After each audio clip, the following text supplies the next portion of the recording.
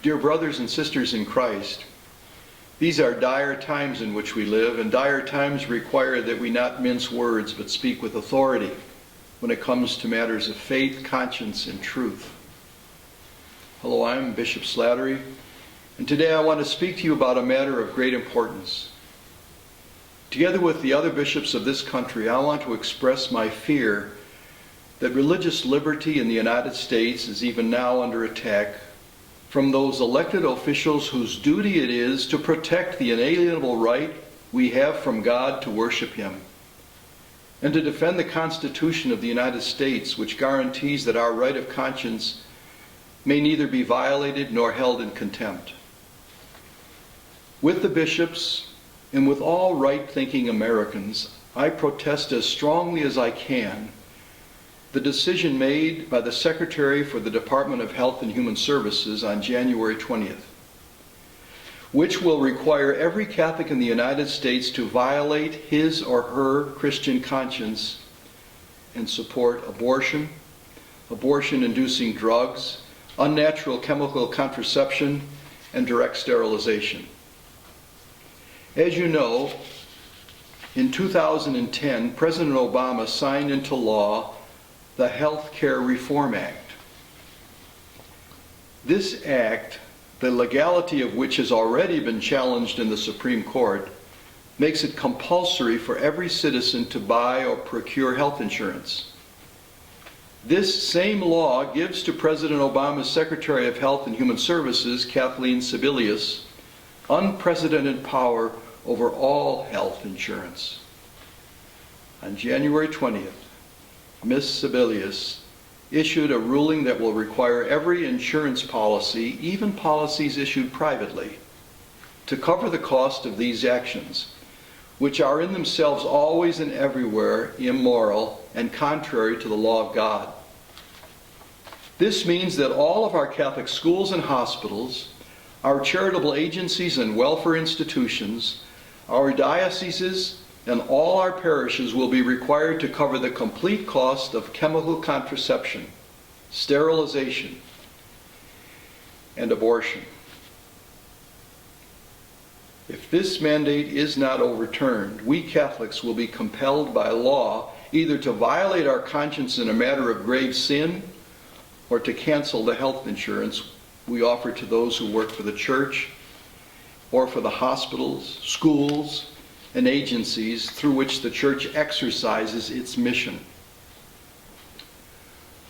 Until now, non-profit organizations, that is, not-profit religious institutions, have always had the right to exempt themselves from having to offer coverage if it contradicts their basic religious beliefs or violates their conscience.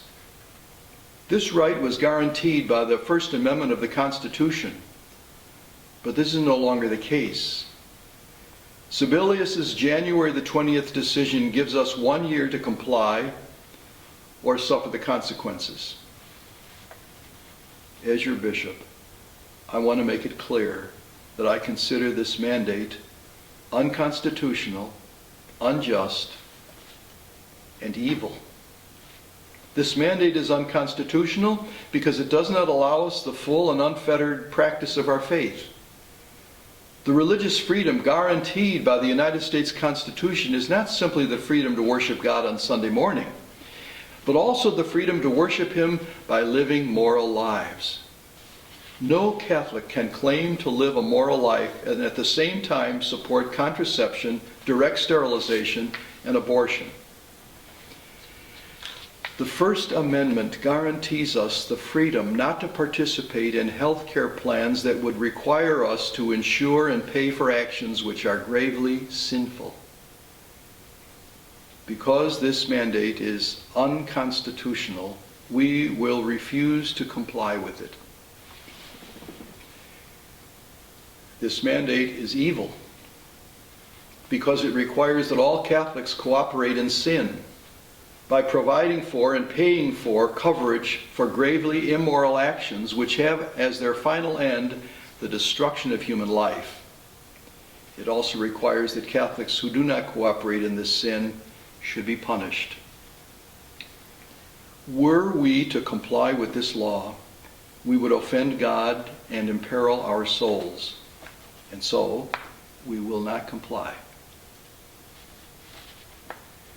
This mandate is unjust because it imposes a secular definition of religious freedom, which makes it a crime to practice our faith in the public square.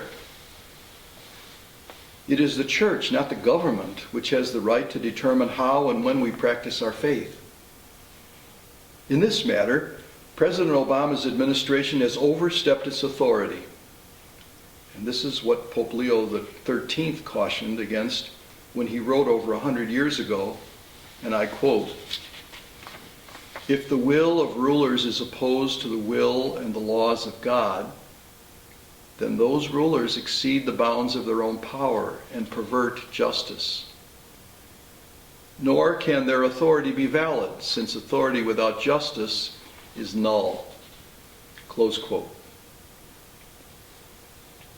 From the founding of our nation, we Catholics have always obeyed the laws, but this law we cannot obey.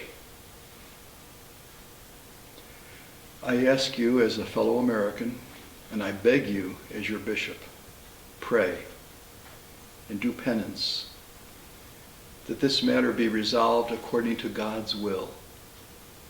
I also hope you will contact your senators and congressmen in Washington to protest this outrage against our religious liberty and demand that this decision be overturned.